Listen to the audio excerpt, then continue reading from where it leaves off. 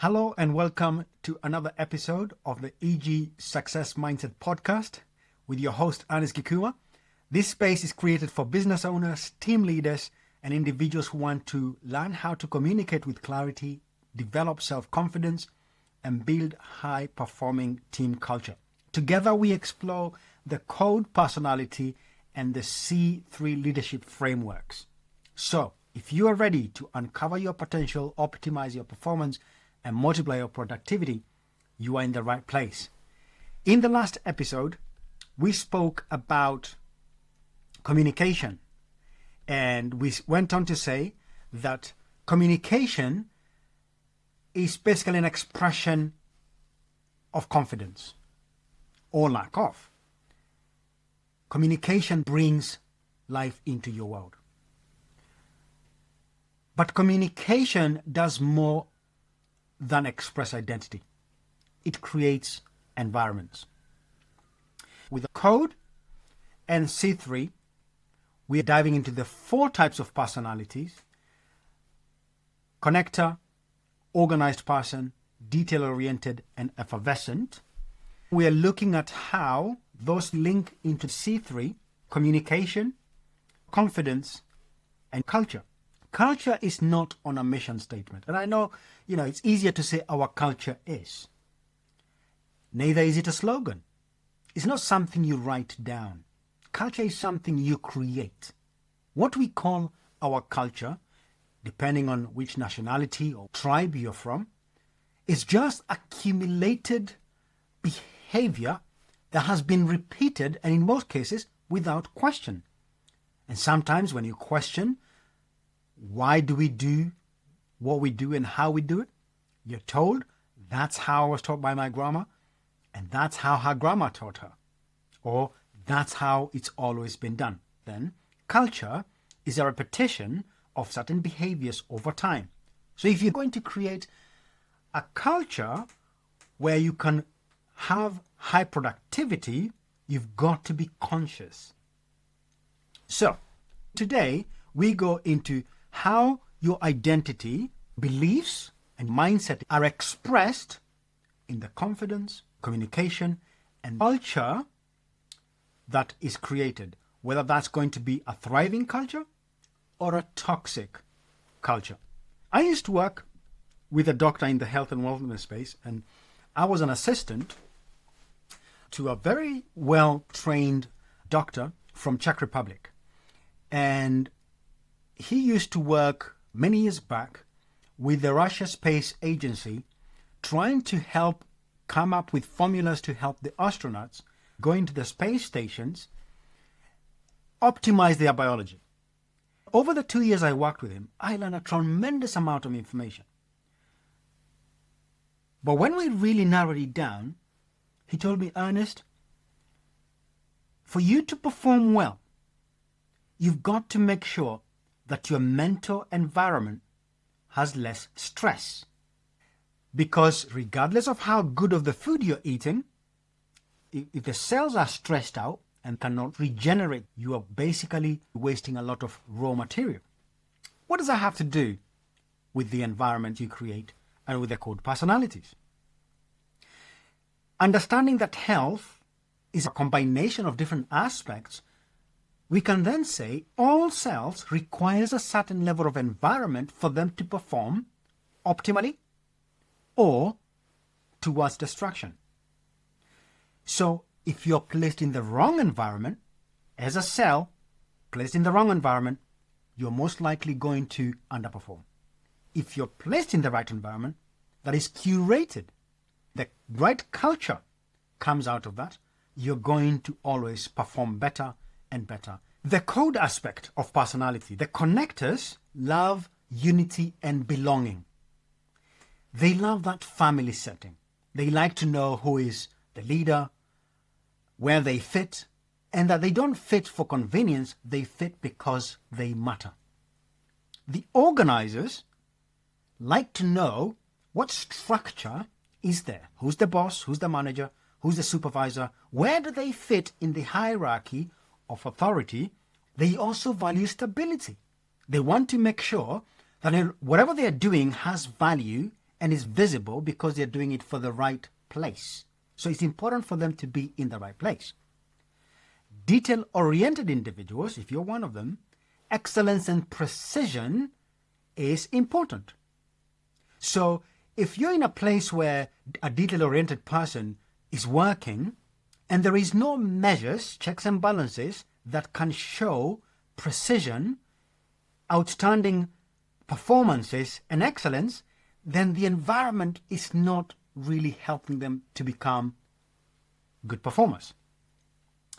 Effervescent individuals, high energy people, they're very creative and they like their freedom.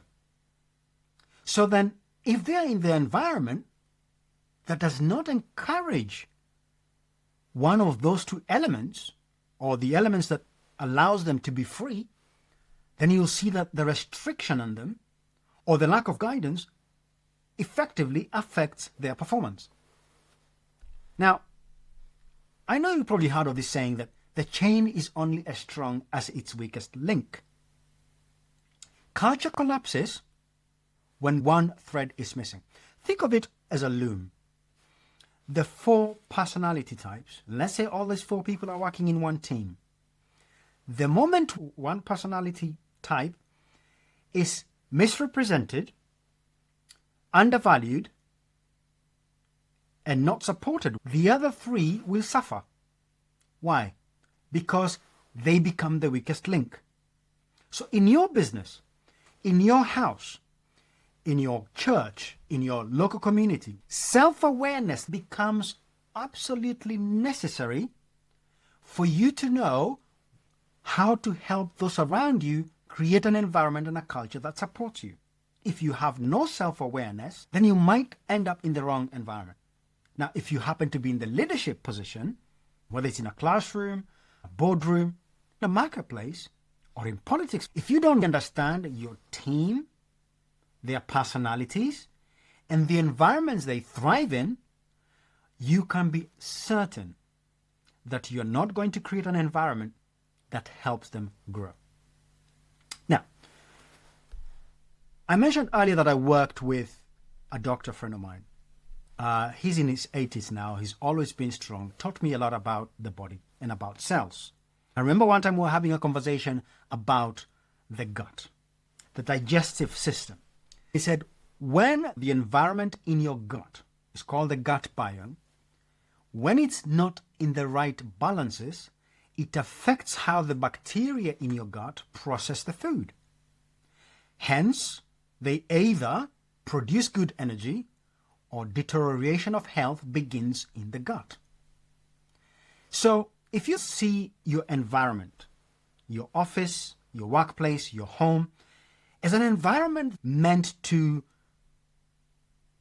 produce something good, a certain quality of result, if you're not feeding the right energy in that environment, you're going to begin having negative consequences, internal fightings, negative culture, toxic environments, which eventually kills team morale, which now has effect on the entire organism, which is the business.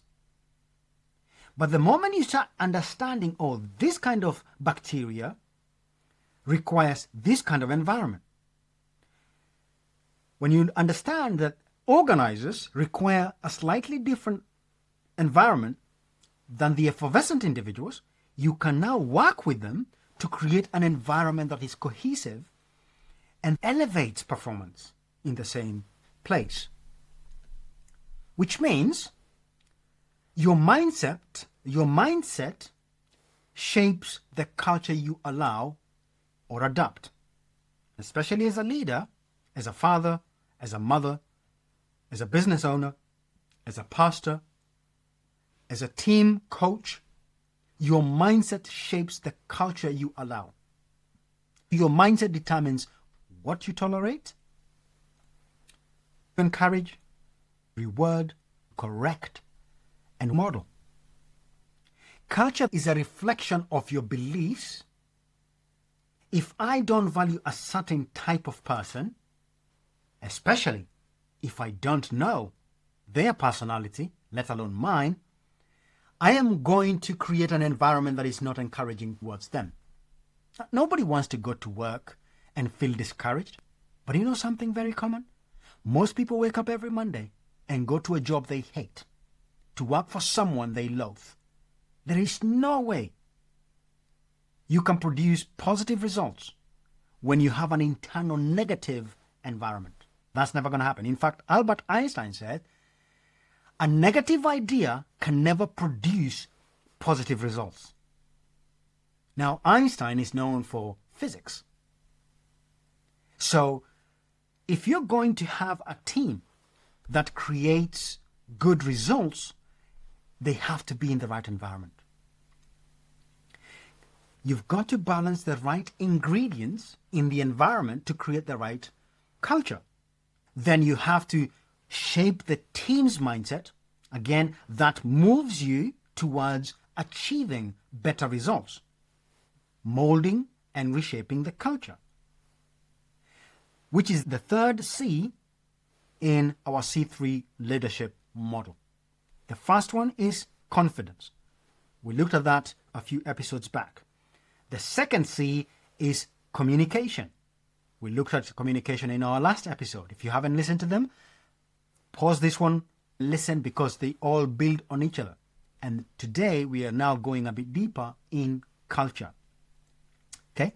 So, culture is the natural outcome of your confidence, your communication, and your leadership habits. It's important to understand this.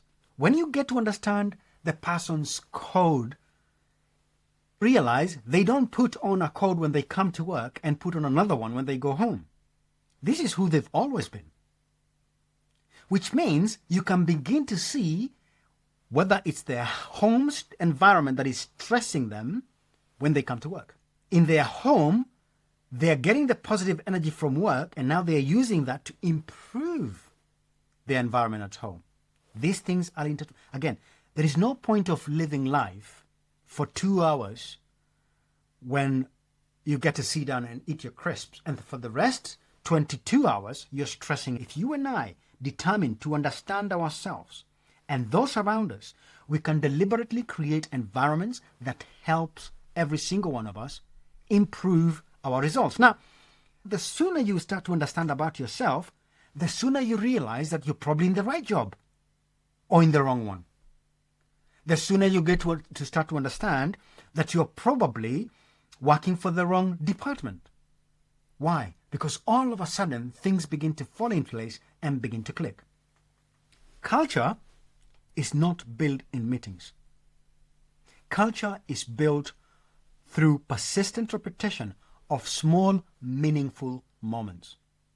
Culture is built, especially a positive culture, a high-performance culture is built through persistent repetition of small, meaningful moments. That simply means when you step into work, ideally you don't want to go, I'm going to meet this guy, he's this code, and so on, as if you're rehearsing for an exam.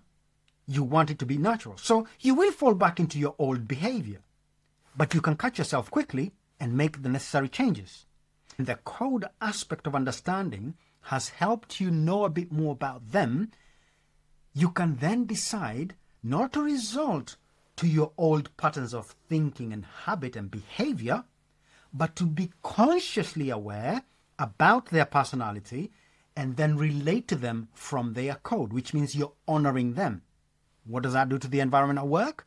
It starts bringing the two together. It starts to bring harmony in the workplace. Reduces conflict, reducing stress.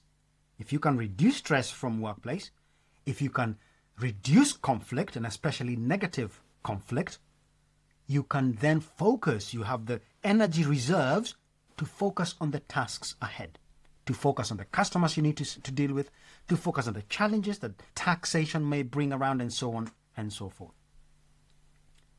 Culture is the way you speak to your employees, the way you speak to your colleagues, the energy you bring. Who are you? Are you a person who can't wake up before you have your coffee? Maybe you need to dig a bit deeper and understand what you're made of. The standards you uphold are also part of the culture that you create. The respect you give will determine the respect that you earn. And sometimes the other persons may not be as aware as you are, which means there's going to be a pushback until they realize, oh, he is or she is not being too nice. I suppose he has awareness. The behaviors you model then become what you present to your team.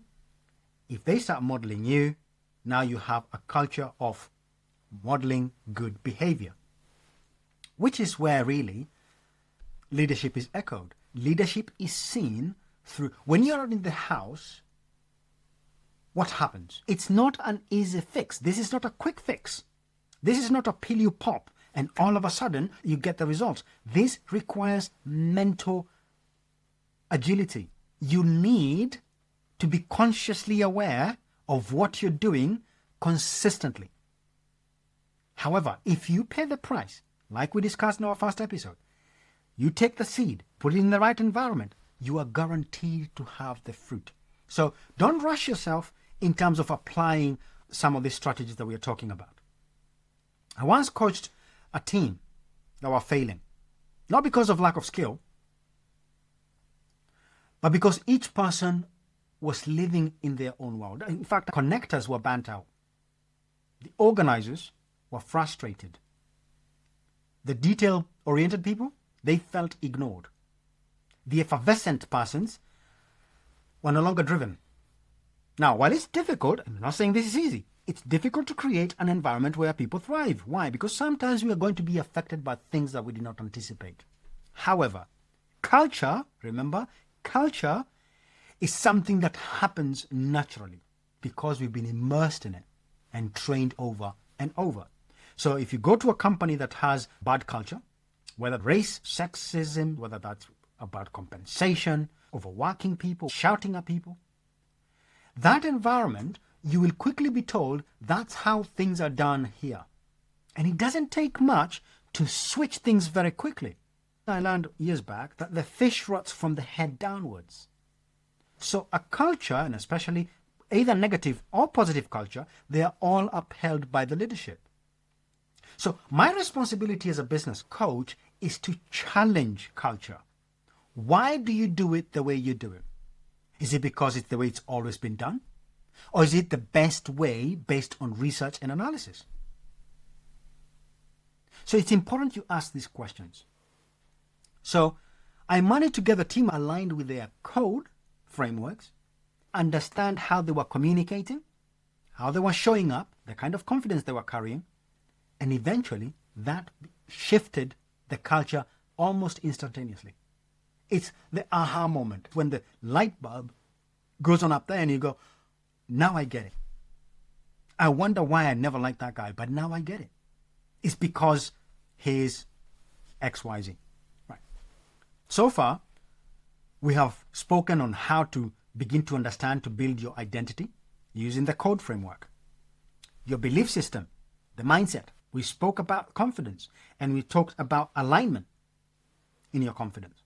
We spoke about communication and we said what? Can you remember the 3 key ways you influence the most? Number 1, your voice or the words you use, your tonalities, and your body language. Can you remember the percentages? 7%, only 7% of what you say really has an impact. 38% is how you say it, tonality, tone of voice, and so on. The third largest aspect of influence is body language. It's how you present yourself, not just the voice, your facial expression, and your body. So sometimes, in places where fear thrives, people don't use words. They just use symbols, facial signals. And automatically, you know what's going on. If you've been there, you know what I'm talking about. If you're going to shift that culture, you've got to go back to the foundations. As you understand the CODE framework, you begin to improve your confidence, your communication, and eventually influence the culture. So it's time then to move to leadership design. How do you lead? How do you build your leadership intentionally? That is going to be on our next episode. In the meantime, take action with the little you've learned. Share it with someone. Communicate the message. Ask questions if you have any. Make sure that you get good results. This is Ernest Gikuma saying thank you so much for joining me. And until next time, God bless.